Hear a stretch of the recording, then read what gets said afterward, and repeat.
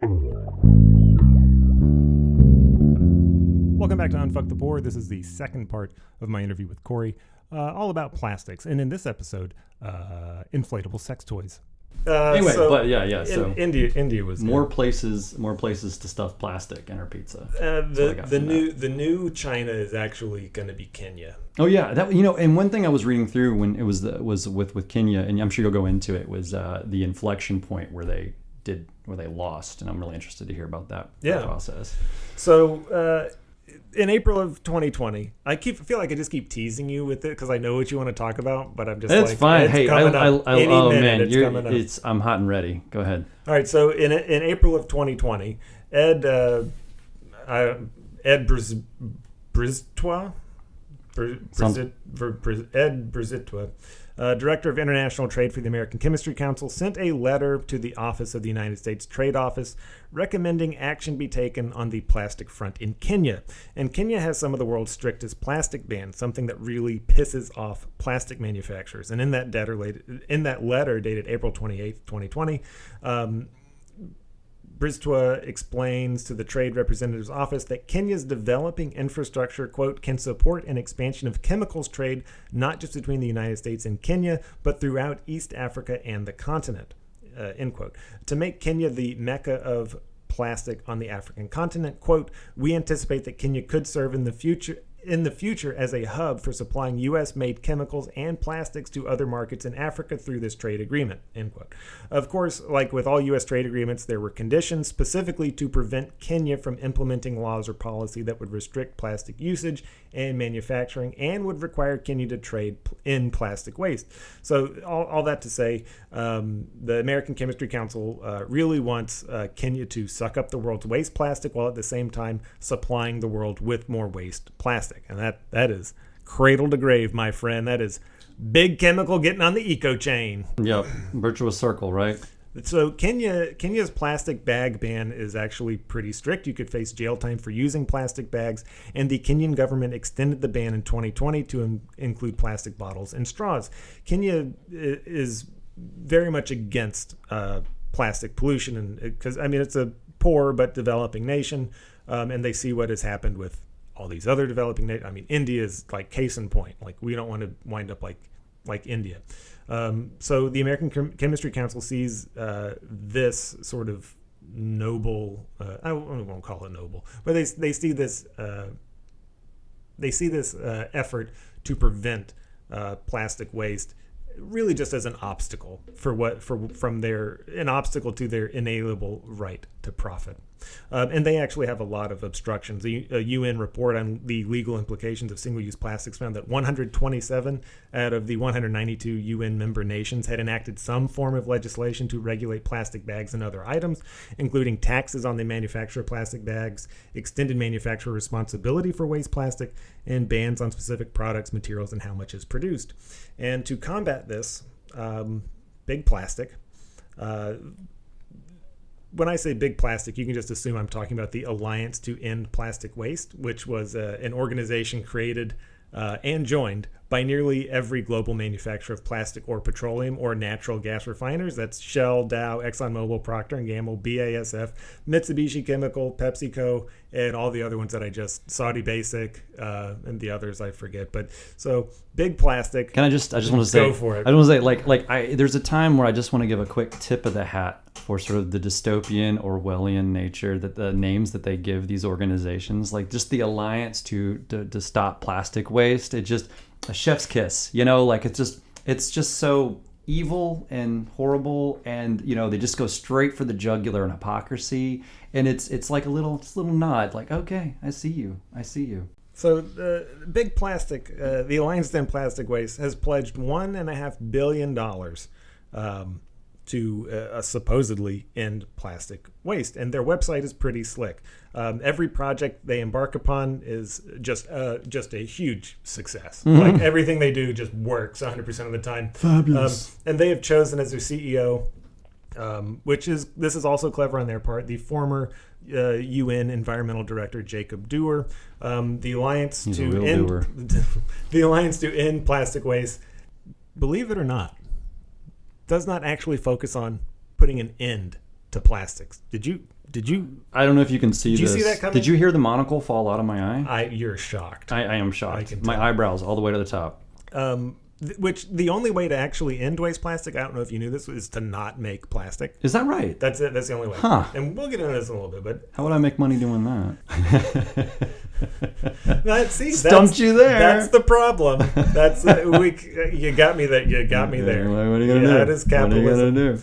So their focus is actually what they invest $1.5 billion on. They're funding and developing new technologies to reclaim or recycle plastic waste. For example, BASF boasts a new process, ChemCycling, which is basically Like chemtrails. which is basically turning waste plastic into chemtrails. Sorry, I didn't even snipe that one from you. They essentially break down undesirable plastic waste by feeding it into a pyrolysis furnace, and they turn it into oil. And that oil is then fed into new plastic stock, and a brand new plastic material is formed. So BASF, they take plastic, they put it in chemicals, they turn it into oil, and then they turn that oil into more plastic. So the Alliance to End, bear with me here, the Alliance to End Plastic Wastes, or Waste Plastics' big idea is to do what they were supposed to be doing 50 fucking years ago, which is actually recycle the fucking plastic, right? Like that's the whole premise that we were sold. Yeah. Like I look now, we're doing the thing we told you we've been doing for 5 decades. Right. Yeah, I can't help but think of the the Simpsons episode where Mr. Burns turns good, and then he still does very, very evil things like trapping a bunch of fish with recycled soft drink can containers. Like this, they make an entire net. They make a giant net of sewn together 6-pack rings, and then they use that to grab a bunch of fish from the ocean and basically, clear cut the ocean. Is that the one where they make Little Lisa slurry? Yes, Little Lisa slurry. Yeah, so the plastic company's doing Little Lisa slurry, and I can only speculate about Mr. Burns' state of mind. I might be giving the oil and plastics company too much credit because I don't even think their intent is good. It's just that they want us to think their intent is good. So I'm gonna jump ahead just by a little bit. And really just to get this one quote. 50 years ago, 1970s, they were supposed to be on the forefront of recycling plastic, right? But the CEOs of the companies that were making this, there's a really good quote that says basically reusing plastic is not a viable option. It's too expensive. He said we can't do it, and they were right, so they didn't. And that's why we started exporting. I'm familiar with that little memo there. Yeah, that's and they just let's do it and let's not and say we did is essentially the strategy. So tell me about this memo. It was the memo was, it was pretty much as you explained it, which is just simply that plastic recycling, you can't do it and make money off of it. And I don't want to steal your thunder, but plastic itself is the polymers, and the ingredients of plastic. Once you recycle it once, it kind of becomes just kind of trash. Like the recycled plastic, it's not like you just melt it down and you just make a new plastic bottle. The process of recycling it makes an inferior product, and that probably also feeds into the fact that it's also just not profitable. So hold on. So you're telling me that that BASF's new process, ChemCycling, is actually viable? Is actually this is working? I'm going to go ahead and say that if I were putting money down, I'd say there's no way this actually works the way they say it does, but maybe they've found... That's a really good guess. Yeah. There's a non-zero chance they've found a way to make plastic recycling profitable, but I highly doubt it. No, they haven't. Let's go back to Kenya. Let's do it. Let me ask you this. So we're going to assume that BASF has not actually figured out a way to do this economically. Yeah, that seems but right. Let me ask you this. So when they invest this money, $1.5 billion,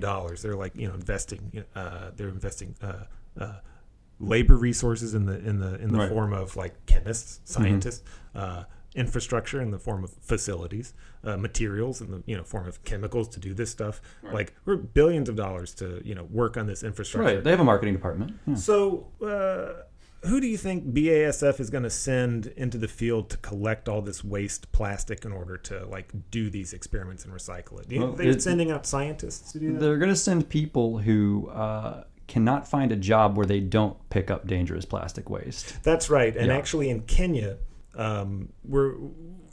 so back to Kenya. In 2017, China announced it would stop importing 24 different kinds of solid waste from other countries. China has, since 1992, imported 106 million tons of trash, and the import ban went into effect January 1st, 2018, virtually killing the trash import business in China by cutting impacts by 99%. American media companies at the time claimed the ban was an environmental catastrophe, essentially ending the practice of plastic recycling altogether. After all, if we can't dump our trash in other countries, how can we save the world? And the answer goes back to Kenya and developing countries like Kenya, where poor people are very poor, and they will therefore take nearly any job they can get. But with a country like Kenya, which has strict laws against single-use plastics and is therefore not willing to just flood their country with trash, offloading China's rejected trash is not so easy. And this is where the Alliance to End Waste Plastic comes into its own. That $1.5 billion pledge to develop technologies and infrastructure for recycling plastic is actually an investment in offshoring garbage. So back to that April 2020 letter between the American Chemistry Council and the U.S. Trade Office, Kenya's economy, like many other developing countries, it got wrecked at the height of the COVID pandemic. And the promise of infrastructure investment and the jobs that come with it became very enticing to poor countries. So chemical companies, they want to build fancy new plastic recycling centers in Kenya, which will provide hundreds of jobs. And that sounds great, except the catch is that Kenya must also import U.S. plastic waste to the tune of 500 million tons per year. And Kenya is also starting from zero. They have no capacity to do this. So the head of Greenpeace Africa, Frederick Nyehu, says, quote, Kenya has absolutely no recycling capacity, let alone storage capacity for millions of tons of waste, and only 7% of this waste can be recycled. The rest will end up in landfills. Landfill is actually wrong. It's actually a dump. There's a difference. This is a huge threat to marine life, rivers, soils, not to mention the toxic fumes that will be released. The difference between a landfill and a dumps are open, and landfills are actually capped at the end of each day with a thin layer of soil. Oh, yeah. I remember that field trip at Cason Lane. Yeah. There you go. But this doesn't matter. All right, so none of this shit matters. Right. Located smack in the middle of Nairobi, Kenya, Dandora landfill covers 30 acres and receives 2,000 tons of trash today, and there are an estimated 10,000 Kenyans who pick through the landfill every day in search of salvageable items to sell, recycle, or eat.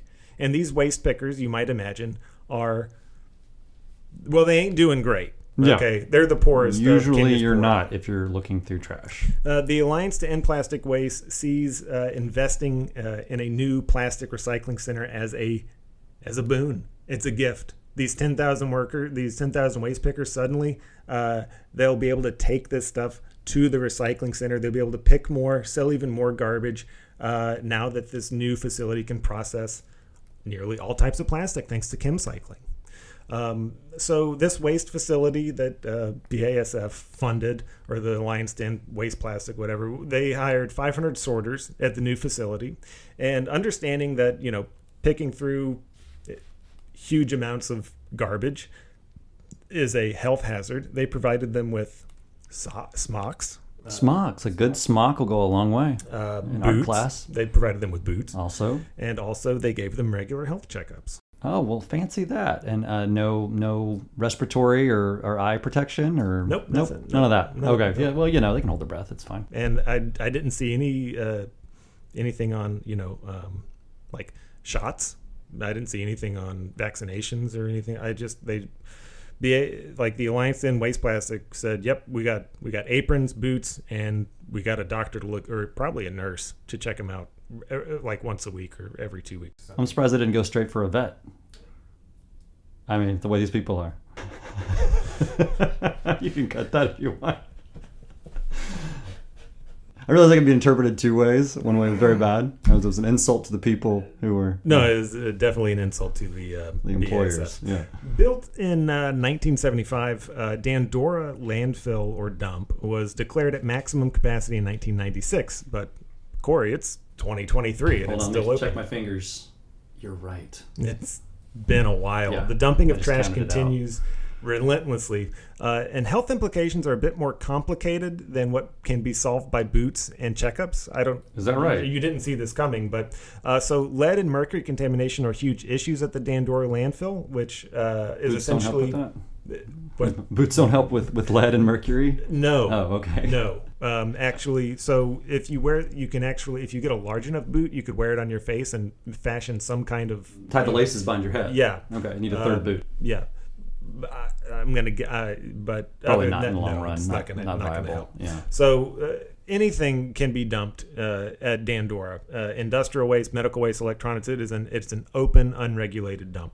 And soil samples taken from the dump have measured mercury levels at 46.7 parts per million. The WHO's, World Health Organization's acceptable exposure level is 2 parts per million. Lead in the soil measured at 13,500 parts per million. Mercury is a major cancer catalyst that can also impact reproductive health in men, leading to infertility and subfertility, while lead increases the possibility of miscarriage, stillbirth, and birth defects. I just want to point out both of those things are all natural. Lead and mercury. Indeed, they are. They will also...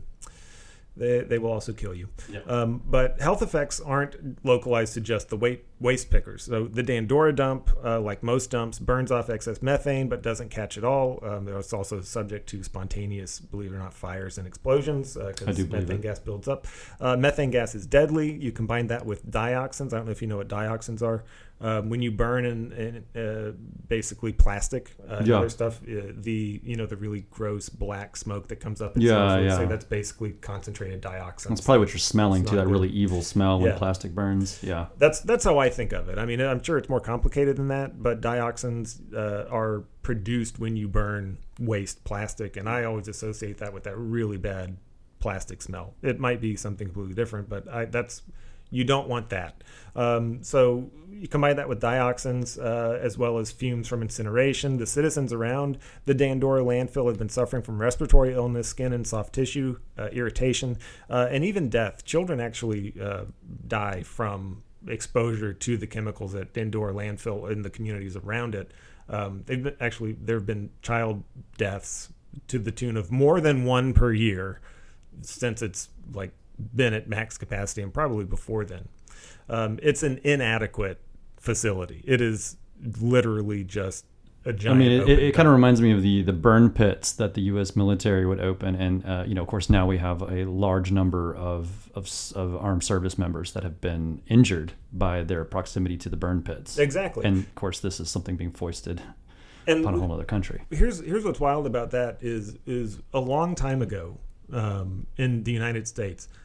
We actually started taking sanitation pretty seriously. Right. And it's actually the fascinating story behind the United States and trash in general is pretty interesting. We've come in fits and starts. And in the 70s, you actually see I think it was the 50s or 60s, saw the first sanitary landfill. Have you ever heard of a sanitary landfill? Yeah, I mean that's sort of that's kind of now part of the parlance of landfills.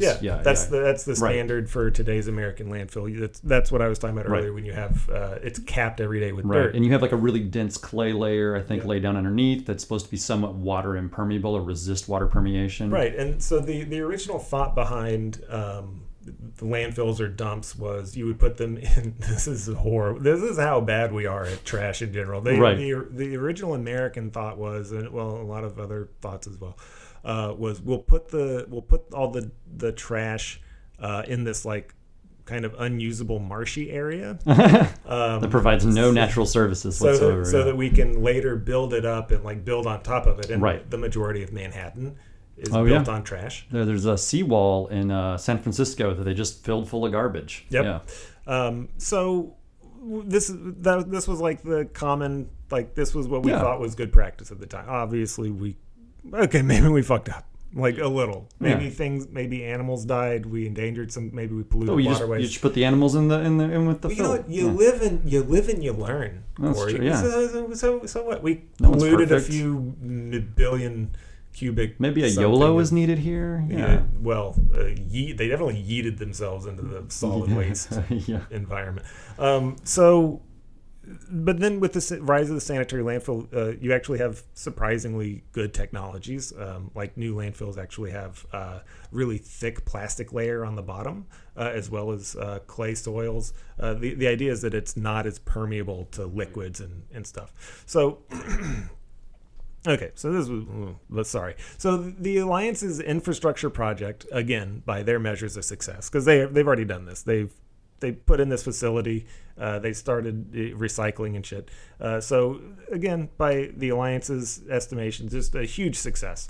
It's not even close to doing any work for Dandora's overcapacity problem. So in 6 months of operating the new recycling facility, they sorted through 1,000 tons of waste plastic in 6 months. And just to remind you, the daily inflow of trash at Dandora is 2,000 tons. So in 6 months, they sorted through half a day's worth of trash.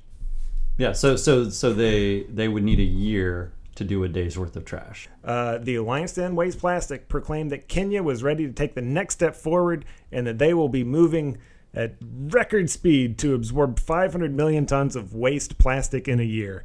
And you know what? They'll be able to employ. You know how many more employees they're going to need to do that? I think 500. 200. 200. Oh 200 man, more. I'm just an optimist by nature. There you go. So now when China was taking in America's waste plastic, the American public believed that sorting their plastic into the little blue bins and watching them get hauled off in the big green garbage trucks or loaded into a gigantic dumpster, we thought that was a major step in saving the planet.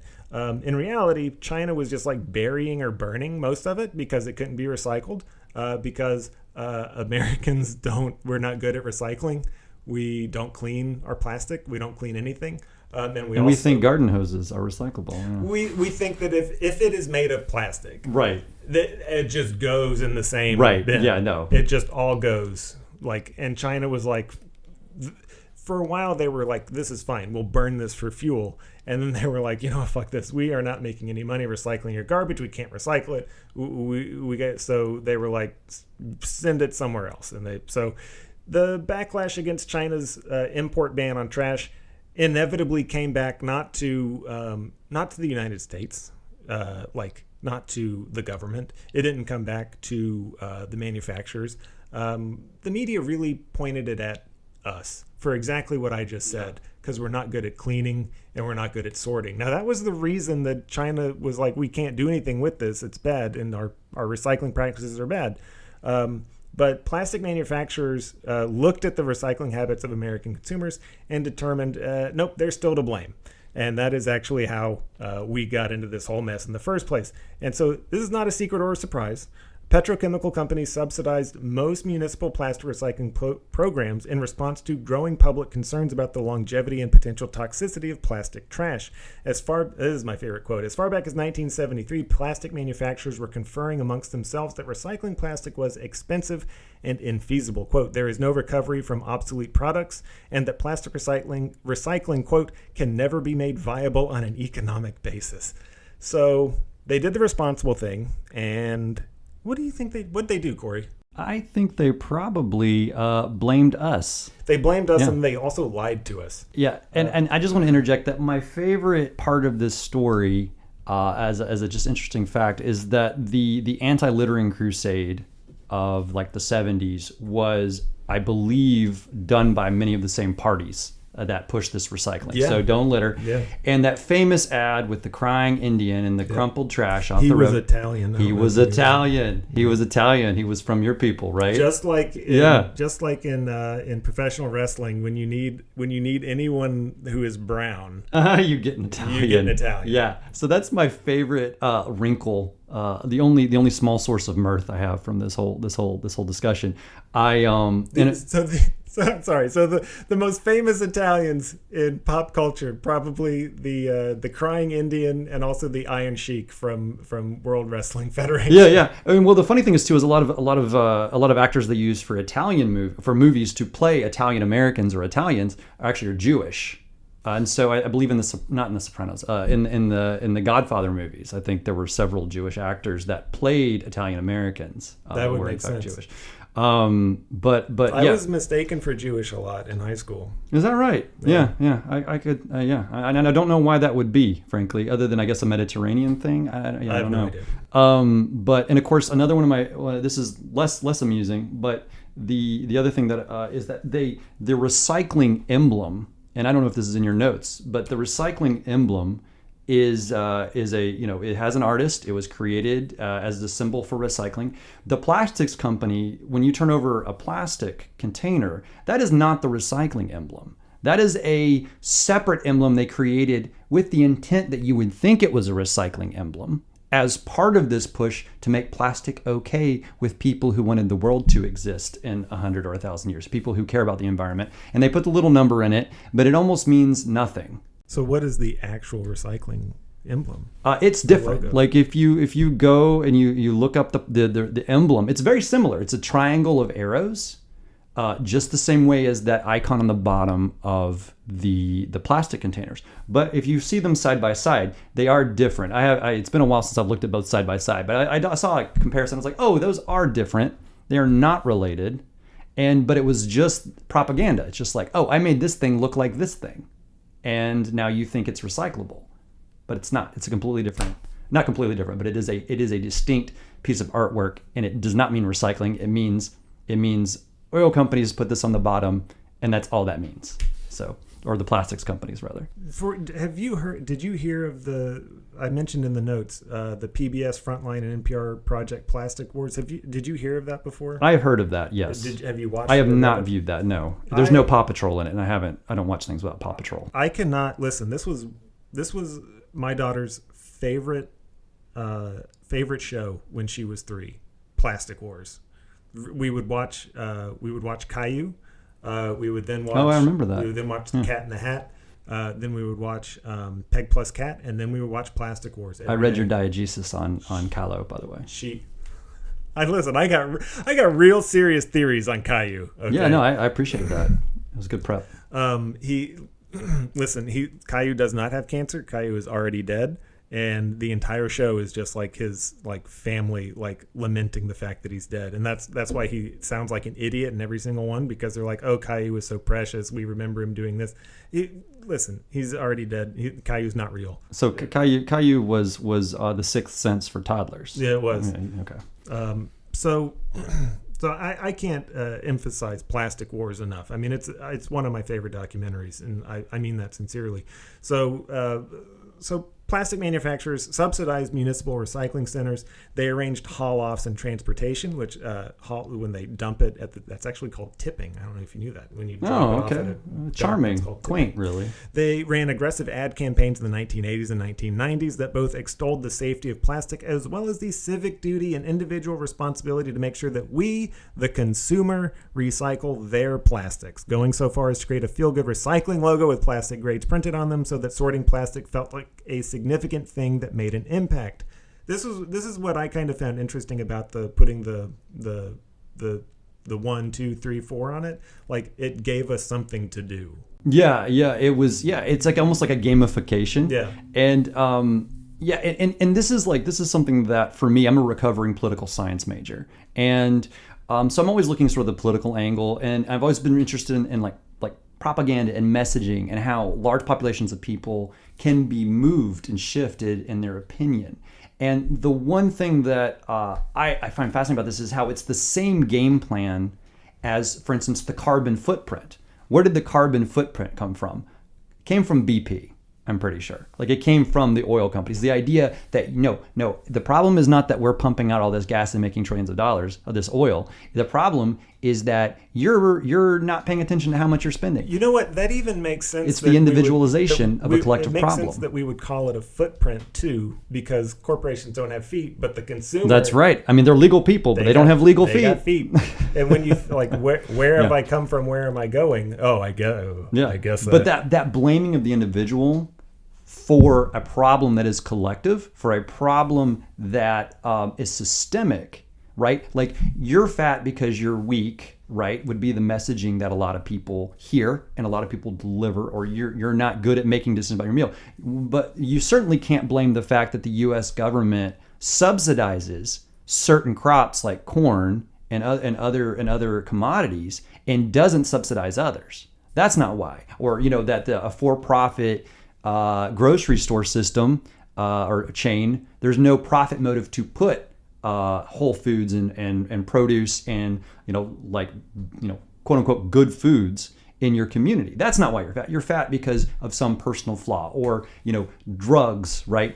For the longest time, if you're hooked on drugs, it's because of a personal moral failing. Oh Lord, not because self-inflicted wound. Right. That is the number one. That is the only phrase I hear from conservatives. There might be others, but it's the only one I hear. When they hear of someone with a drug problem or drug addiction, it's self-inflicted wound. Yeah. Self-inflicted. And not because of larger geopolitical factors that are, say, like Afghanistan's destroyed and now opium's flooding the world market and now it's cheaper to get this than it is to get therapy. Now you said you're recovering. When you were at your height of being political science, you were like cranking up five to six spoons of political science a day. Is that right? Yeah. I mean, you hold the little lighter underneath like some structural functionalism and some heuristic frameworks, and then you just straight snort that stuff. I mean, man, I was popping Karl Poppers. I was, it was just like you still see the Karl Marx on my arm from all that. Anyway, I got dad jokes for days. Long story short. Less than 10% of all plastic ever produced in the history of humankind has been recycled. The rest has been buried in landfills, burned, or dumped in the oceans. And just for the record, we've produced approximately 8.3 billion metric tons of plastic, which 10%, that means there annually? Yeah. Okay. That means 10% of that is like 7.4 billion tons of plastic is still around. Can I just stop you and say that actually I thought 10%, based on my expectations, which had been sort of getting lower and lower as I was reading, through the notes, was actually, I was like, oh, that's a better bad than I was expecting. Only 2 to 3% of consumer. Oh, there it is. Plastic. Okay, there it is. That's what I was looking for. That's the reality. Okay. Yeah. Mm-hmm. I was like, 10% seems high. So where does that leave us? Not in a great place. What do we do about it? I have no fucking idea. I'm the bearer of bad news. All I can say is to avoid plastic if you can, and if you do wind up with it in your house, don't recycle it. Okay, I got to say that I feel somewhat bad for bursting people's bubbles, but also I really enjoy it. Like when I tell them they're like they're cleaning out a thing, and I'm like, you gonna recycle that? And they're like, oh yeah. And I'm like, please don't. So do it. I consider plastic so marginally recyclable that no, zero. Well, zero, right. But when I had this moment, this was years ago, really before the full breadth became a kind of public knowledge. Is I was cleaning out a peanut butter jar, and of course peanut butter is very tenacious. It's oil based, and I was like, wait, I'm using like all this hot water for an ostensibly to clean this crap out for an ostensibly environmental purpose. There's just no way this is worth it. Like there's just no way this pencils out.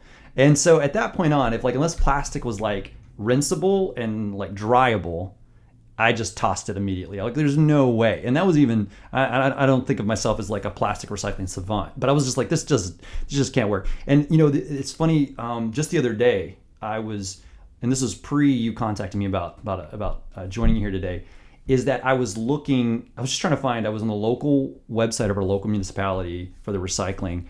And I was like, okay, yeah, you're telling me these this type of plastic jug and this, you can use this kind of carton. And I was like, can you just tell me, I'm gonna sound like Seinfeld kind of, but can you just tell me what, is it HDPE? Is it, give me the plastic codes that match with I thought I turned off the ringer. Give me the plastic codes that match with what you actually recycle. So it was really odd to me that I just couldn't find that very simple information, because the numbers, of course, don't mean crap. I mean, they don't mean anything. No. Like they tell you zeros and ones, but not every one is the same one. They're like at least two different types of ones. So here's I'll give you some pro tips. So what I really enjoy doing is when I do tell someone that they shouldn't recycle anymore, I make it a point to say, like, listen, I used to like be religious about it. Like I had my own tubs, and all this stuff. And then I tell them about the documentary, the PBS Frontline documentary. And I say, what happened is China stopped all of our waste plastic was going to China, and China wasn't recycling it. They were burning it or burying it. And then they stopped taking our plastic. And I said, I've had this conversation more than once, but less than 5 times. So I've only got like a mile on this advice. Uh-huh. But I'm very like, when I tell people not to recycle plastic, it is I have a very short conversation, a very condensed conversation, a version of this entire episode where I say China doesn't take it, they don't recycle it, and our landfills, like American landfills, are actually the safest place for plastic because they are. I think that's a really good point. They are engineered. They will stay there if they go there. They do not wind up in Kenya. They do not wind up in the Bay of Bengal. And it feels really gross to put plastic in the trash can. 100%. I'll admit that every time. I would rather it go to a landfill here in the United States where it will be contained than wind up like the. So do you know how far away we have found plastic?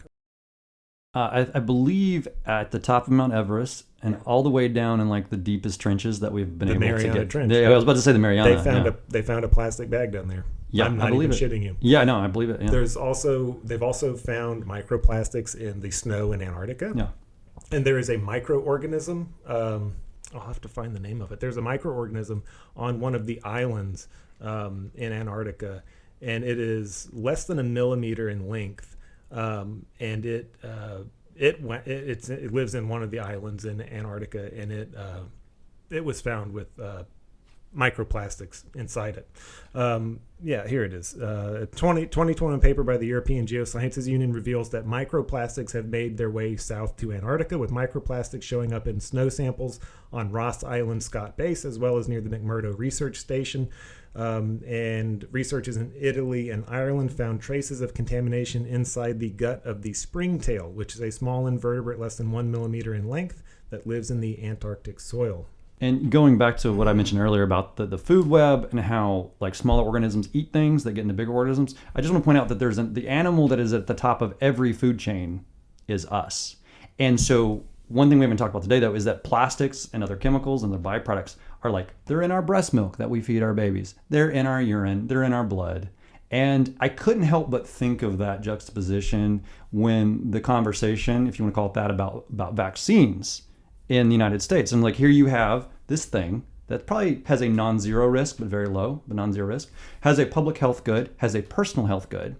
And it became very, due to the, I think, propaganda efforts, due to messaging, became very controversial because you can make anything controversial. And divisive, right. But what you have these people that who were very concerned about the vaccine's effect on their body, putting that in their body, and yet appear to have no awareness or concern about everything put into their body because it's more profitable than trying to protect them from it. All these chemicals. That's kind of what's wild to me is like somebody just made up like everything about the 5G thing with vaccines, Bill Gates with the vaccine. Yeah, I'm still waiting my microchip in my neck. Like somebody just made all this shit up. Yeah. But then, like a scientist will discover like, hey, there's actually like microplastics in breast milk, or there's like everybody has microplastics inside them, and then everyone's like, okay, that's cool. Yeah, and that's like, I'm not cool with that. And that's the weirdest thing about a lot of these conspiracy theories is that if like one step to the side, there's a legitimate thing there to be mad about. The plastic, that's what's great about like this is the best conspiracy theory, right? Like it's like an urban It'd be like an urban legend, like, oh, Right. you know, recycling's just paid for No, by yeah. fucking Yeah. plastic. I mean, I can They imagine don't being recycle that told shit. that. I mean, I can remember like 20 years ago, my dad telling me, Like the people, Yeah. I felt vindicated, honestly, because I have always like been skeptical. It was almost too easy. Right. It was, if it really worked, if it was really that good, it would have been a lot harder to get corporations on board with Exactly. Like, and so growing up, we always went to Clark Iron and we always recycled our metal. Yeah. We always went there. You got like 10 cents for like a bag of, whatever. Sometimes the pool, there was a public pool. You bring a bag of cans. They would let you into the pool for free. We always recycle glass. Either you reuse your mason jars or like you toss it in the bin. And I don't know if you know this, they use glass to either make sand. Yeah, because it's Or they it's put it in, reconstitution sand. Yeah. or they put it in asphalt. Oh, no way. Okay. Yeah, Nashville doesn't really have a glass recycling. You can't put the glass in the bin, which is really unfortunate. No. So And paper. Paper is a great product, except we had a really weird situation in the 90s where it used to be profitable to recycle like newsprint paper. yeah, And interesting, then, and like, it's no longer. Like in the 90s, there was like a glut of it, and all of a sudden it was like you had to pay someone to take it. But that's for another time. Yeah, that's fascinating. But no, like it really seems like the people who like could really get into a conspiracy theory would like just eat up the plastic thing. Yeah, it's almost like it's not weird enough. Like if you tell somebody that there's this like grand design to screw you in some fashion, and they get really interested and they say it's for money, and they're like, I'm not into, I want a world government. I want some new world order. If they're I not- want some black helicopters. I don't want it just to be like for profit. Can you give me something better than that? Like, no, that's just really, that's the reason. Like, If they're not drinking the blood of infants, I ain't believing it. I know, man. it's not spicy enough to say these are just boring dudes in suits in boring rooms trying to make more money for shareholders. We already know all the ways we're getting fucked for money. We some- want to know. Right. I mean, I want to hear it on I want to hear it. I want to see it on a website in Neon Comic Sans. Don't give me this like journalism, sciencey stuff. I can't read that stuff. How does that phrase go? What is it? Jet fuel don't melt steel beams. Oh, jet fuel. No, it won't. Is that how it goes? Yeah. Jet fuel won't melt steel beams, but Yeah, that's my goddamn conspiracy right there. I know. Put that on my tombstone. Fucking inside job. Right. God damn. Yeah, but it actually will weaken steel beams so they can no longer support structures. Now, I was going to end this episode in a really depressing way, saying there's like nothing we can do. Let's do it. But actually, there's a couple of different ways I want to end this episode. Okay. And We can do all of them. We're getting pinched for time. Lord of the Rings, Return of the King. We'll do all the endings. And I feel like we really need to go through them. So bear with me here. All right. Positive note, right? We might be able to get away with continuing to use plastic, but relying on nature to get us out of this pickle. Have you heard of superworms? Are these I've heard of organisms that can metabolize plastic at low levels? So superworms are the larvae of the darkling beetle. They're about like 2 inches long. That's so metal, by the way. We feed them to our bearded dragon, Oh, and nice. she loves them. Those little fellas. Okay, yeah. They can consume and break down styrofoam, like the little foam stuff. Hardcore. So that sounds super promising. Right. Until you actually read about the experiment. Essentially, so the superworms do eat the styrofoam, and then they do poop it out. Mm-hmm. And so superworm poop is like usually like brown. Yeah. Right? It makes sense. It's Yeah, I get it. So when they eat the styrofoam, their poop turns sort of gray-white, Okay. which makes sense. Yeah. Right? Okay. I'm tracking. But it's still mostly styrofoam. Okay, gotcha. And then, hey, so the superworm, they ain't picky. So they go back and then eat the poop. Oh, that's a great The pet. styrofoam poop. Yeah. And then they poop it out again, and it is. You want to get it's still plastic. styrofoam. Still Yeah. plastic. Does it advance the bio? Like, I mean, obviously styrofoam isn't really biodegradable, No. but it does nothing essentially. No. Okay, cool. It breaks it down, Right. But it doesn't. It never becomes not plastic. Okay. It's not nutritious, so you can't just like Do anything keep with it. Feeding. Yeah. It's just plastic poop. Have you ever seen the Human Centipede? I've tried not That's to, but I've basically- seen parts of it. That's yes. basically what we're doing with With superworms and styrofoam. superworms. Yeah. Yeah. They're just running in a circle eating Yeah, their yeah. own Ouroboros styrofoam of shit. styrofoam and poop. Yeah. Now, let's go back to the oceans, because algae may hold the key for both plastic degradation and production. A 2020 paper in the journal Environmental Science and Ecotechnology identified multiple species of algae that can effectively break down low-density polyethylene plastics. That's LDPE. Those are bottles, plastic wrap, packaging materials, juice and milk cartons, six-pack rings that you use to catch fish, playground slides. So those are blue and green algae. Little Lisa slurry. Including blue and green algae, as well as Navicula. A lot of these are science names. I have no idea what they are. Right. It's all algae. BPA, bisphenol A, that's a hazardous type of plastic used widely in drinking bottles and can liners. Yeah. It was found to be broken down by the bacteria Aeromonas hydrophilia and the microalgae Chlorella vulgaris, Valor Mogulus. In all, over 90 microorganisms and fungi have been identified that can metabolize and break down plastics into their short chain polymers through hydrolysis. And there's very little downside to this. Like 90 microorganisms and fungi, they can actually feed off of this, and they live on the surface of it, and basically just through them existing and feeding off of the substrate, they can actually process it and break it down. So it doesn't have a lot of downsides, but there is kind of one, and that I feel like you could just easily guess. Is it like methane production or carbon dioxide production? Yeah, there you go. Yeah. Eventually the biodegradation leaves you with CO2 as a byproduct. No matter what you do with plastic, it's bad. It's just bad for the environment. So basically the first thing that I said when we first started is the best solution to plastic waste is to stop producing it. Now I am a believer in consuming less in general. I also am a big believer in conscientiously purchasing products that don't have a lot of packaging. But it is nearly impossible. Like the way that we consume products today is unlike anything that I experienced, even just growing up. Yeah. Like the fact that we can order things like today it's too and easy. Get them tomorrow. It's frictionless. I mean, the online retailers, Amazon especially, has made the purchasing process frictionless. It's instinctual. Like, if you're like me, you're pressed on time. You're like, you got a baby in one hand, you pull your phone out, and you're like, what this? Oh, I need one more thing to get free shipping. Okay, here we go. And the frustrating thing too is like I ordered some of these cables the other day, and so I was like, all right, well, I'm ordering from Amazon. I have a list of things that I need, so I look at it like I'm going to the store. Like I'll get everything in one trip, right? Well, they split it up into two, so I ordered 6 things. I got 5 of the 6 things like Thursday, and then yesterday the 6th thing came. I was like, I really didn't need it all. Like I could have just come all in one day.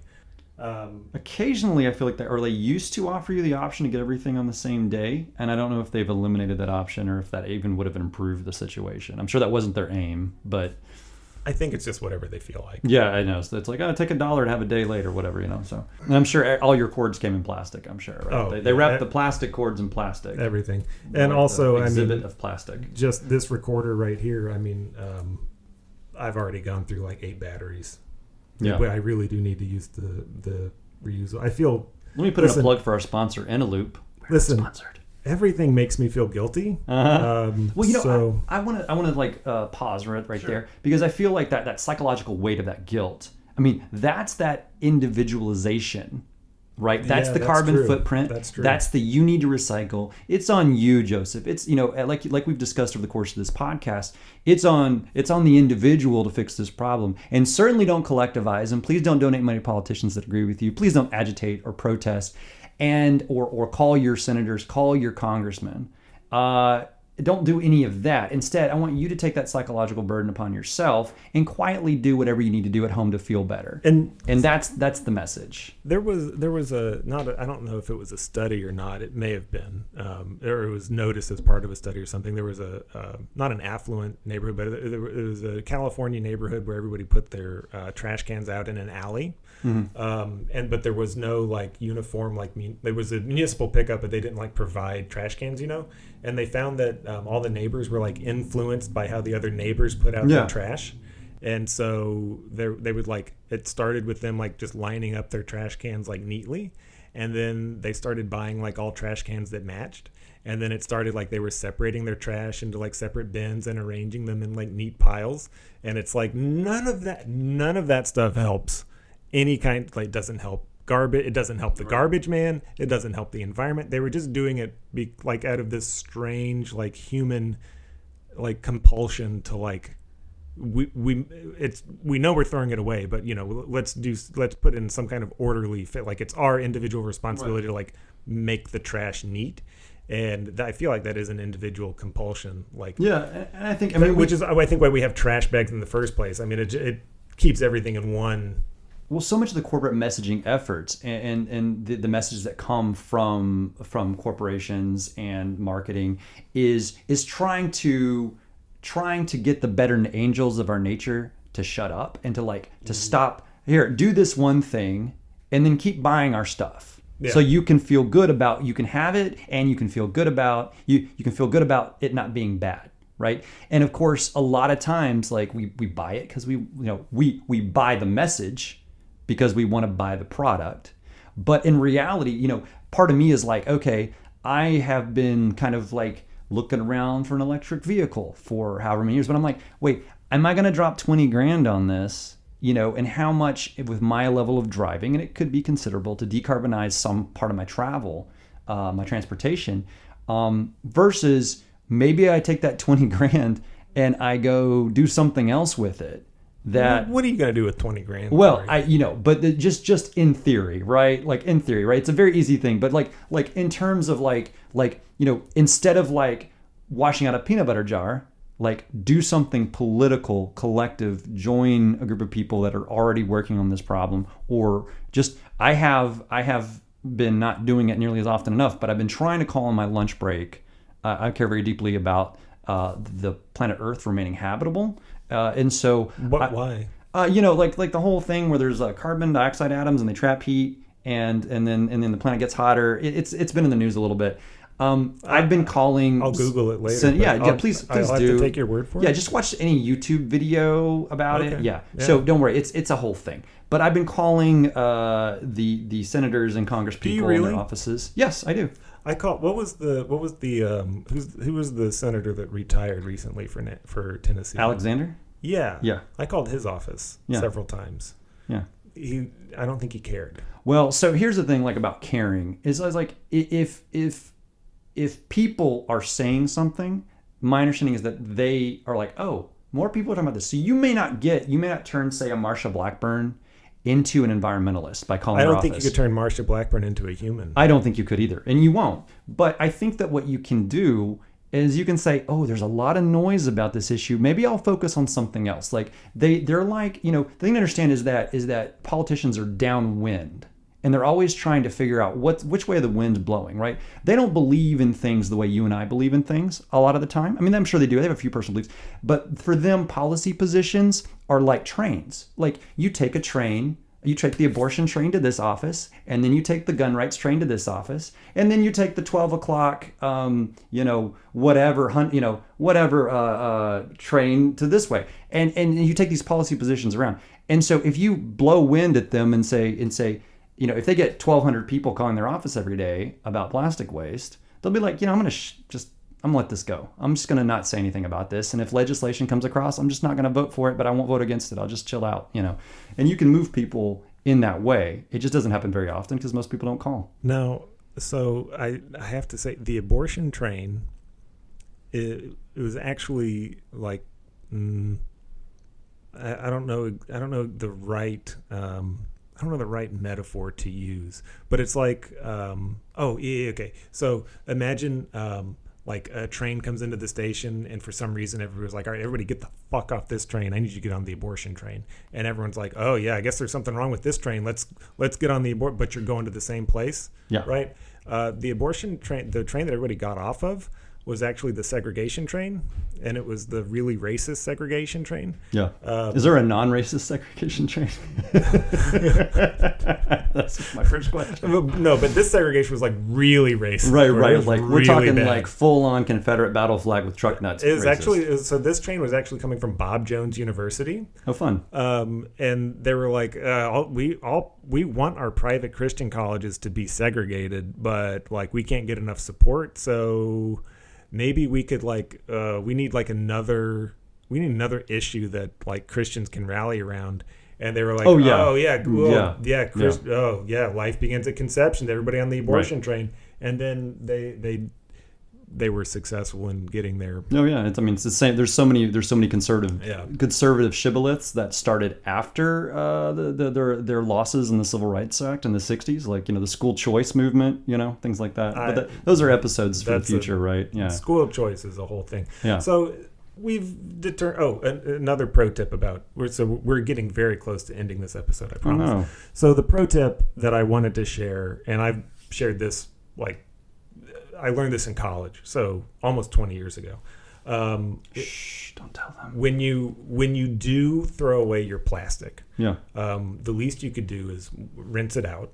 Okay. And with I'll give you a quick tip on peanut butter. Maybe you've already figured it out. I don't know. I have not. Put some Dawn dish soap in there. Oh, right, because it's a detergent and it should break up the some warm water, cold water. Shake it around. Right. And then turn the whole thing upside down and just leave it there overnight. Okay. And then next day open it and all the stuff that's on the lid. So if we're putting it in the trash, why should it be? Wash it. Why is that? I actually don't know. So in the period of transit between your house and the landfill, there's a lot of opportunity for animals to get in there. Oh, and you don't want them chewing. Right. It's the classic turtle or fish stuck in the six pack. And then another thing that will happen also is once it's at the landfill. I don't know if you knew this. Seagulls don't just live at the ocean. Huh. They live wherever a landfill is. Wherever a landfill is, there are seagulls. I'm trying to envision the connection between a shoreline and a landfill for a seagull. Yeah. All I can say is that. So here's. You know how rich people don't like looking at things that make them sad? That's why they don't look at me. And that's why they don't like to look at trash either. That's why the most effective form of protest in New York City has and always will be the trash pickup. Oh, right. Yeah. Lots of rich people and lots of trash. So Fresh Kills landfill served New York City for decades. It is massive. I think I've heard of it. I think it's actually the largest man-made structure on Earth. Larger than the Great Wall of China if you compressed it into a pile. Right, on pure land area or volume, Anyway. So Fresh Kills closed, and for a while they were just dumping trash in the ocean. They were like, "You probably don't want to do that," and they were like, "Oh, we won't." And then they would put it on like a little troller and go, 100 miles out of the Atlantic and dump it. And by the way, she is invited on the podcast anytime. Oh, okay. Well, I would have beckoned her in. Yeah. So then they were like, oh, we got to put this somewhere, and then all of the in the Midwest, you don't got a whole lot going on. That's why they call them flyover states. They were like, we love our flyover states, by the way. They were like, we have all this land, and they were like, oh yeah, you put a lot of garbage there, and they were like, yeah, we could. Yeah, we could. Can we ship some of this too? And they're like, yeah, bring it on. So a lot of Midwest states, southern states, Murfreesboro has a huge contract with Chicago, some of, I think, Indianapolis, maybe New York City, and they will ship their waste to the Midwest, to Murfreesboro, yeah. And the seagulls actually will follow the trash all the way inland. Beautiful. I'm not even shitting you. That is beautiful. So yeah, wherever there's a landfill, there are seagulls.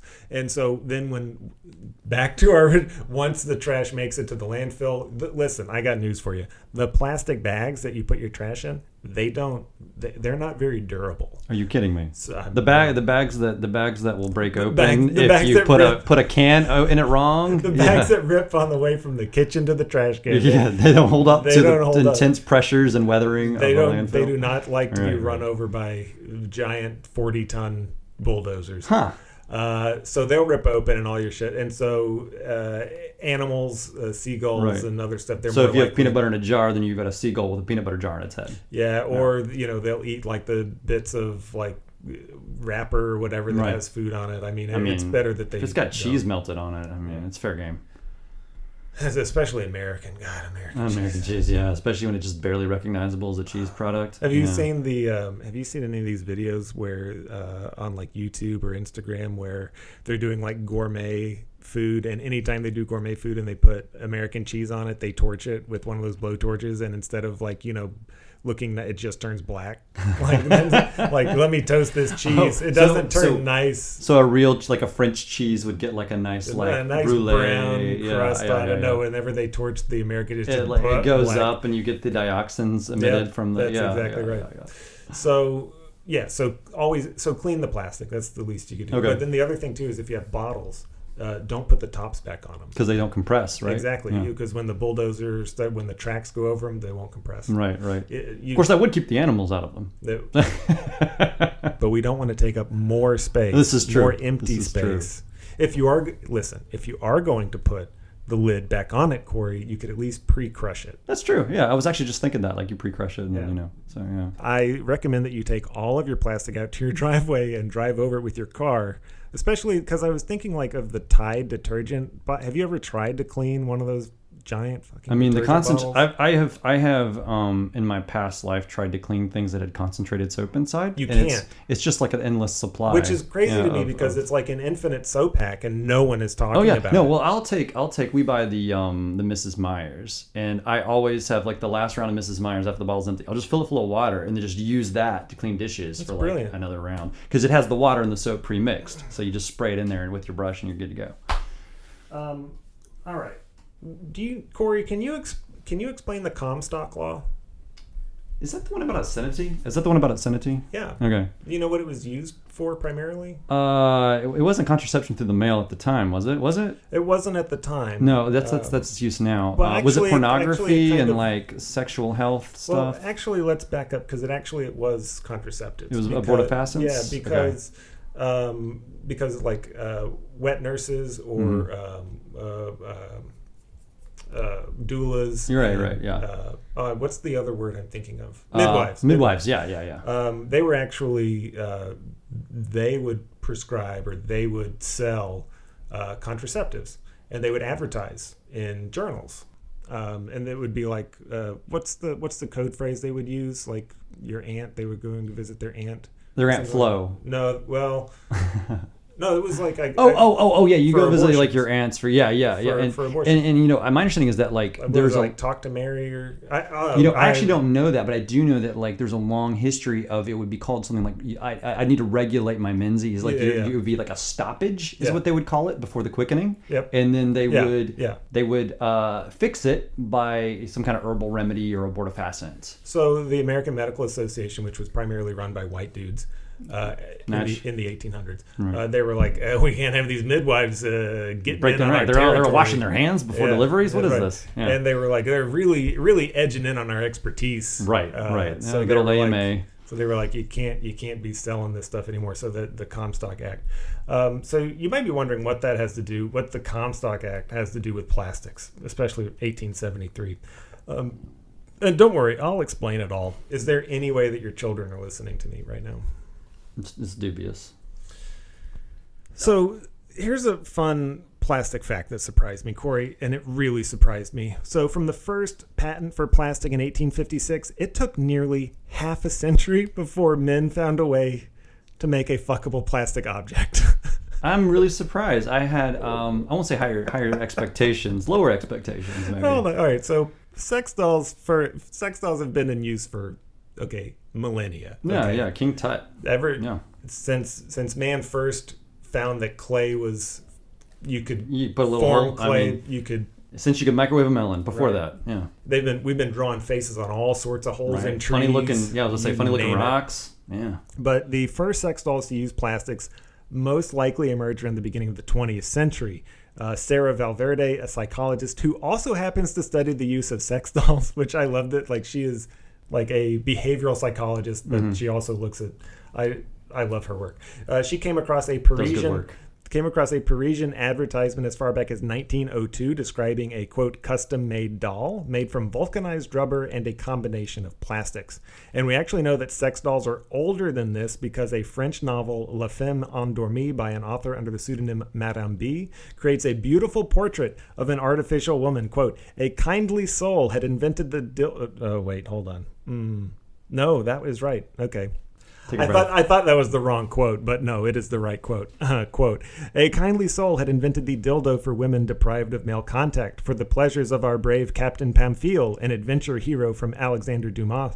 Someone had brought forth the rubber woman. For our hero, a deft craftsman and artist, would invent a miraculous Phryne, a famously beautiful Greek courtesan. He would be able to manipulate at will. She would always be compliant and silent, no matter how lewd the act he chose to perform.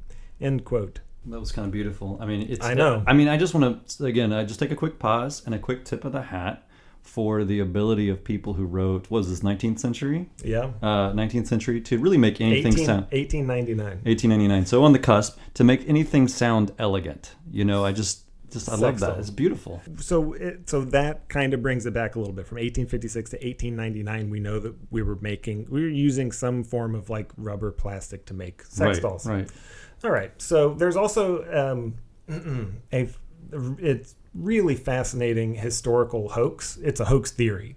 You stop me if you've heard it before. Tell me if you've heard it. I almost certainly have not. That the Nazis invented the first blow-up doll. Did you hear this? I have not heard this. This again, it is the false. Germans are very industrial. It is industrious, false. Rather. This did not happen. And but industrial. There was for what? Listen, the things the Nazis could do on an industrial scale would blow your mind. Would it?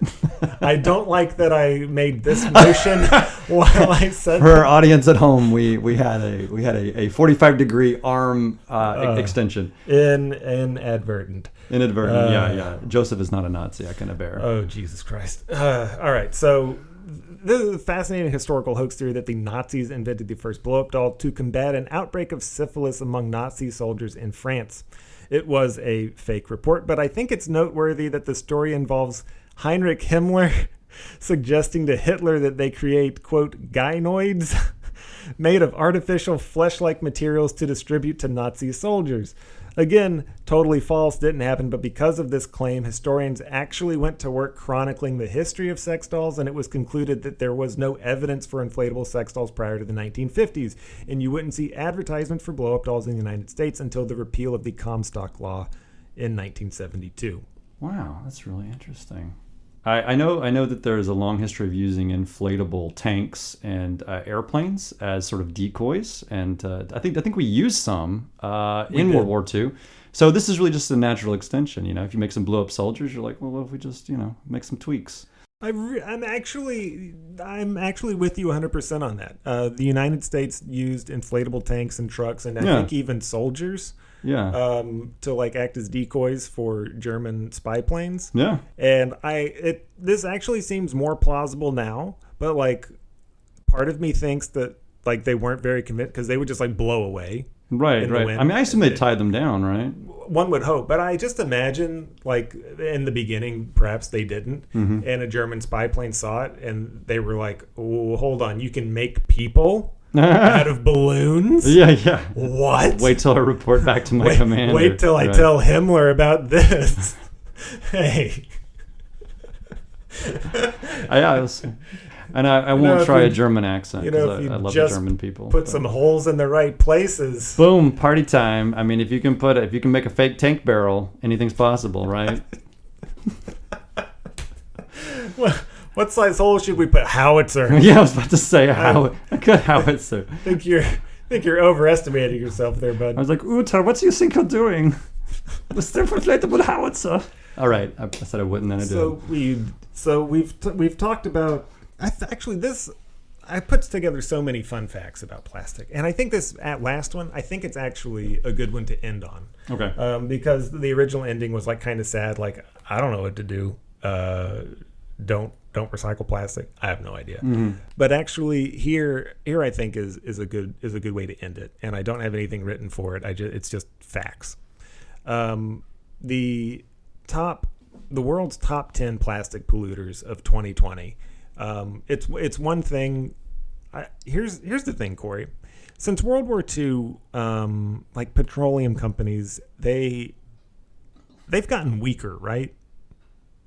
Like they don't make much profit. They don't have much global reach. Is that right? Am I right there? Or based on a very cursory examination, I would say maybe the opposite is true. They're really powerful? I think they're probably really powerful, yeah. So odds are... I think oil production hit like a peak recently or something. Oh. Don't quote me on that. Oh.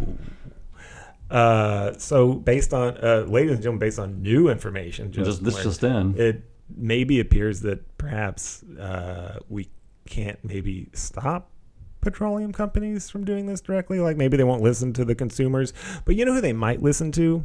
The people that buy plastics from them.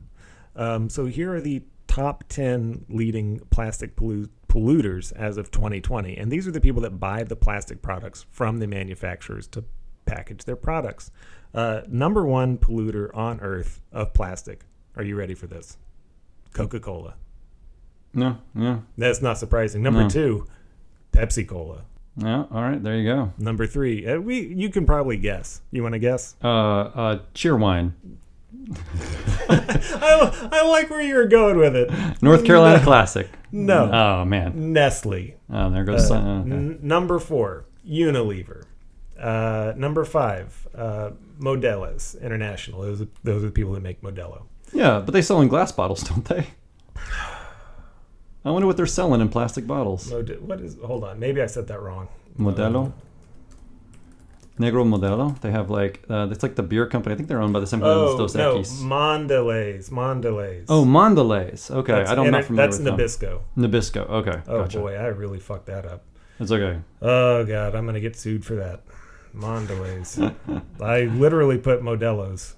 Whoops. Number 6 would be Mars, the candy company. Right, yeah. 7 is Procter and Gamble. Yeah, well, they do everything. 8, and I'm actually really happy that 8 is on this list because I was sitting here thinking like, come on, you guys, you got to represent. It's Philip Morris. I was like, where are the cigarette guys? Bring it home, right? I mean, yeah, finger in every pot. Now I'm a little bit sad. No, I'm actually just as happy about this one. Colgate, Palmolive. Oh yeah. I really feel like Dawn dish soap. I really feel like they are. You're showing me commercials with ducks covered in oil, and you're gonna pretend you're gonna tell me that you had a film crew ready to like just get everything on camera with that. I know they're dipping ducks in oil. All right, Corey. I know. Yeah. They're like, we gotta really extol the powers of Dawn dish soap. Right. Let's dip some ducks. I got some used motor oil. What are we gonna do with it? Dip some fucking ducks. I was like, come on, gents, those baby seals. They're not gonna get themselves slimed. Yeah. Now this one actually, I am really sad to see on the list, and it is Perfetti Van Mel. I'm really sad to see them. What is Perfetti Van Mel? Other than an awesome band name. They are the people that make Chupa Chups. Chupa Chups. Oh, I'm familiar with Chupa Chups. Yeah. And to be honest, they're pretty tasty. Dulce de leche, I think. I'm going to guess, honestly, that Perfetti Van Mel is just up here. Oh, it's actually the 6th largest confectionery manufacturer in the world. Huh. Let's see. They make Airheads. They make Mentos. I think Airheads are 100% plastic, so that makes perfect sense. Yeah. So I think the phrase that is coming to mind for me in this conversation is harm reduction, right? Like that's ultimately, what I'm getting at, right? Yeah. Plastics are just kind of they're built into our system, but if you're able to shift away, 10, 20, 30, 40, 50% of your plastic consumption, that sends and enough people do that, and I think people are doing it. That sends a clear message to the manufacturer that they need to start exploring alternatives because they're losing market share. And I don't think that that's a panacea. I don't think that's the only thing that should be done. No. It's carrots and sticks. But as far as you and I are concerned, though, right? There's only so much that consumers can do. And again, it's not about the individual. No. And don't spend your psychological points, effort on that. But we have to understand where, kind of like in the food chain, where you and I are in the consumer food chain. Right. Like, we consume products made by Coca-Cola. Coca-Cola sells products packaged in material from their Saudi international basic multi-billion whatever, dollar. Yeah. So if Coca-Cola is purchasing less plastic because there's less plastic demand from consumers, it stands to reason that they will be buying less from a plastic manufacturer, and they'll be like, oh, maybe we don't need to make so much And plastic. Coca-Cola does have glass bottles. They do. Yeah. That being said, I don't think you and I can change the consumption patterns of all humans on the planet. It boils down really to the people that are packaging and then the people that are making the packaging. And I've really thought about this ever since I wrote this episode. I don't have any like magic idea that will fix anything. Like we're the way I look at it is we're kind of just stuck in a world of plastic. I don't like to end episodes or articles or essays that way, but I've thought about this for years. And actually, I just started reading. I have a great collection of books on trash. I love the topic of garbage and trash and the history of trash. And I've read them back and forth. I've started reading them again, and I have yet to come to any conclusion on anything. Yeah, and I don't have anything that I think can be, obviously there's no quick fix to this. But one phrase that we haven't used today that I think is also salient is the term of a negative externality. And when you talk about economics, are you familiar with that phrase, Joseph? Okay. I'm sure you can tell by the look on my face. I am not. Okay. So within economics, there are like costs. Things cost money, or things cost. Like there are costs to a market exchange, to an economic system. No. I'm with you, like when you so if you go and you buy a bottle of Coca-Cola, someone somewhere will have to pay to take that away. Coca-Cola does not, and you do not. So for the purposes of that transaction where you give Coke $2 and you get a Coke, you give the vendor, the seller, right? The seller doesn't have to take care of it. You don't have to take care of it, and Coca-Cola doesn't take care of it. That's a negative, as in it's not good. It's a cost. Okay, it's a negative. It costs money to get rid of that bottle. That cost is essentially socialized. It is socialism. That is the externality. That's the externality. The externality to that arrangement is that at no point in there is anyone paying the cost directly, at least, to the disposal of the plastic bottle. Except that we all are. Exactly. So it's been socialized. It's the same thing with CO2. You buy the gas, you burn it, and neither you nor the vendor of the gas in any way in the supply chain has to account for the fact that that CO2 is now up in the sky doing bad things and will continue to do so for 100 years. And so we've externalized, or I prefer to use the term socialized, the cost. It's socialism, in which is a very, very horrible thing, right? And we've done so for the benefit of corporations. This podcast does not condone any form of communal effort, right? Collectivization, right? Social anything. We only support rugged individualists. That's right. Especially ones with the "Don't Tread on Me" Gadsden flags on their Jeeps. This is a bootstrap only podcast. Correctly, yes, exactly. So, but the thing I would say is that if we change our mindset about what does something cost, and again, I do think in this country you can still, and I speak from the United States, but throughout much of the world, you can still go and you can still demonstrate, you can still write letters, you can still call, you can still shout, you can still agitate, and you probably will not die. You probably will not be imprisoned, and you probably will not be shot. It's non-zero. I'm just saying probably. And if you're someone who, like me, has a great deal of privilege and hopefully a lot more time, you almost certainly will not be. A lot of journalists have lost eyes from gas or Yeah. the rubber bullets. Yeah, well, let's say better than 50% chance you won't be injured. Yeah. And it kind of depends what you do. If you call, I give it a toss-up, 50. yeah, to 50-50. Well, if you're inside, I mean, like they're obviously, like, if you get run over by a pickup truck, they may or may not prosecute the guy who runs you over. But if you're calling, if you're writing letters, My fear or my apprehension about going to a protest and getting shot in the face with a tear gas canister is exactly what the police brutality is meant to for foster. sure. Yeah, it's a chastic fear. Wear eye protection, I mean, Yeah. but I mean, again, everybody's got a different skill set. I feel like as a 6'4" guy, that's easy to shoot. Maybe I shouldn't go to a protest, even though I have. Easy target. And I will go again. You're also bright-eyed. But I also can write letters and I can talk to people on the phone. And I'm just going to go out and say it. I'm a bit chicken shit, but I will go ahead and do that. And for me, I'm not a speak truth to power kind of guy. I'm like, like a lot of people who grew up in comfort. It's like, oh yeah, no, that's horrible. I should not forget that tomorrow. Yeah, you don't want to get out from under the shadow of I mean, I'm just gonna, I think I've been largely co-opted, but I still the family lore holds it that my grandfather extolled the virtues of civil rights to people who didn't want to hear it, and in a very public fashion.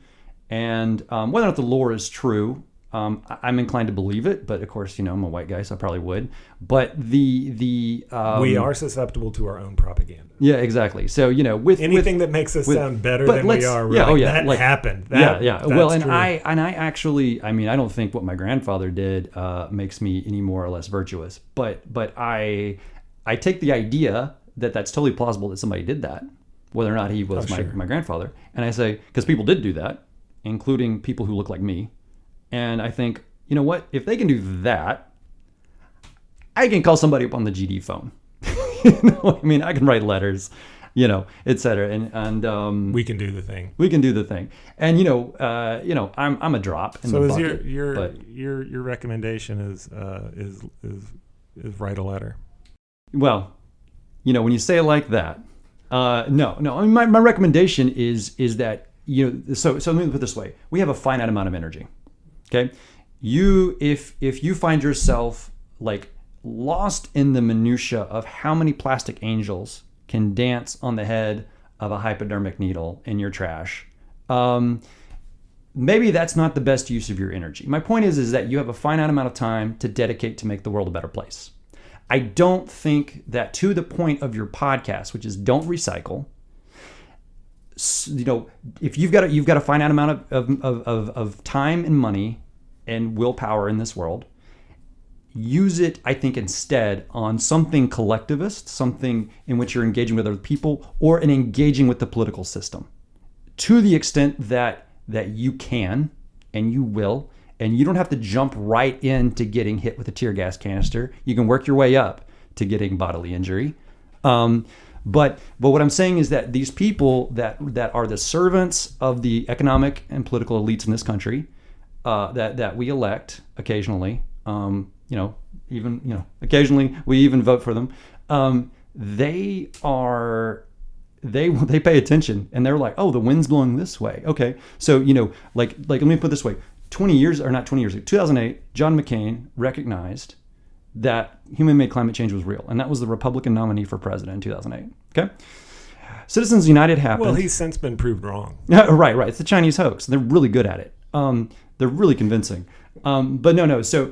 But in all seriousness, then Citizens United happened, the ruling that allowed for essentially unlimited amounts of dark money in politics and opened the floodgates of fossil fuel dark money.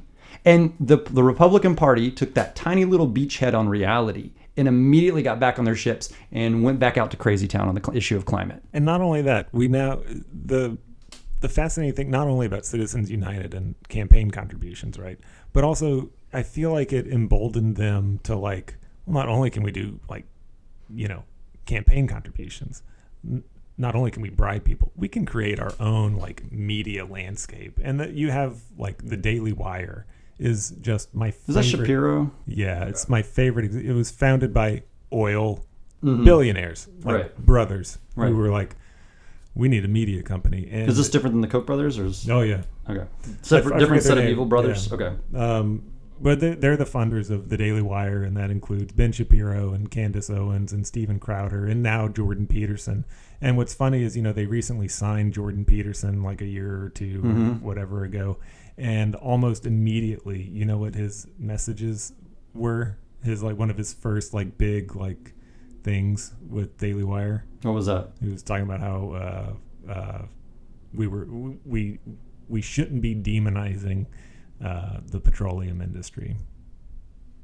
That was literally one of his first I'm Jordan Peterson, and I cry at everything, and also stop being a bully to the petrochemical corporations. So he was leave Brittany alone, but it was leave Petro alone. The thing about the petroleum industry is that I really am not a big believer in evil. But let's say that you found that this box printed money, and you're like, oh, this box is printing money, and for 100 years that was great, and then you realize that every time that it prints $100, it just kills a random child in the world, just strikes them dead. And you're and you're science, and you're is that really true? And you go fund scientists to go all over the world and get this correlation, and you nail it down, and your scientists come back and you're yeah, this black box that prints you money, it's killing children every time you run it. And you sit there and you think the dollar bills are just shooting out, and you're and really? You're are you sure? Are you sure? And then what you do is you say, really? okay, you guys are all fired, and I'm taking the money I'm saving, and I'm hiring a marketing team to do what the tobacco companies did, which is just sow a bunch of doubt and misinformation. And that's actually a really good. That's actually a really good analogy, because imagine being a PR firm that comes into that, and they're and your guy is just money is printing off in the background. Yeah. You hear a little ding every now and then. And you're what's that ding? That's some kid that died. I don't know where he is. Yeah. Oh, you shouldn't do that. No, but look how much money it makes. Yeah. They're that's you want some of this money? We got a machine for you. Look. And then every once in a while they hear a ding and they're yeah, but the money is so good. Yeah. What's a couple of kids every few seconds? You might think you did something rude or you were a jerk, right? Let's say I say something and I'm I wonder how someone felt about that. And so I go hire a team of people and they go ask this guy hey, was Corey rude? Did he do something wrong when he did this? And the guy's oh yeah, definitely rude. And they come back to my researchers come back to me and they say, yeah, Corey, that guy was definitely pissed off that you said that. And that was definitely the wrong thing to say about his kid with cancer or whatever the situation was, right? This hypothetical, okay? All right. But that's not how you roll, Corey. Right, exactly. No apologies. When you meet a father with a kid with cancer and you tell him all about himself, damn it, you know what? His kid is stupid. That kid is goofy looking. There's another tier of evil, just being rude, but kind of being oh, well, maybe it's fine, right? Then hiring people who come back and firmly tell you this is not fine. And your decision at that point is, okay, so what we need to do is gaslight everybody. We sent our researchers out. We did an independent probe. Right. And they found that my behavior was perfect. Yeah. They found that I did great. We hired people after the fact who have no expertise, but they have a PhD in, I don't know, something. And they came back and said it's okay. And they wrote a blurb about it on our website. And believe it or not, we went and we looked at that father and his cancer kid, and turns out that the father knew that his kid had cancer. He let his kid have cancer. Yeah, blame the victim. Right. That's why it's a thing. So that's a perfect place to end this episode. Right. If you want to end the plastic problem, I don't know really what Corey said. There's something about basically you have a finite amount of energy. This is the bottom line. You have a finite amount of energy. Okay, and I think that directing that energy into the political process in some manner, in the decision-making process, whatever you can do, whatever it takes, as much of it as you can do, that's going to be better than, like I said, going in and sorting your HPDEs from your LPGs from your whatever. I just feel See, I'm hearing you. Yeah, I'm hearing you. But what I'm hearing in the background is this ding. I'm hearing money and then I'm hearing the ding. Well, and what I'm really hearing is it's really your Have fault. I told you my slime mold theory of human behavior? No. So basically, if you put a sugar cube down next to a slime mold, I know nothing about slime molds. I'm just assuming the slime mold would be oh, sugar cube, and grow around it, and then eat it and consume it. Yeah. And it'll just keep doing that, right? As long as you're feeding it sugar. Basically, I think that at people who are really good at, let's just call it capitalism, but let's just say research, they're basically operate according to slime mold, a thing that I want, I'm going to go get it. And the rest of the world, like the rest of the world for a slime mold, really is only important insofar as it helps them or hinders them from getting that sugar cube. And so that's kind of the mentality of the people that run the world, is my philosophy. That's my belief based on the way they act, is that nothing is really real to them other than the next thing they want.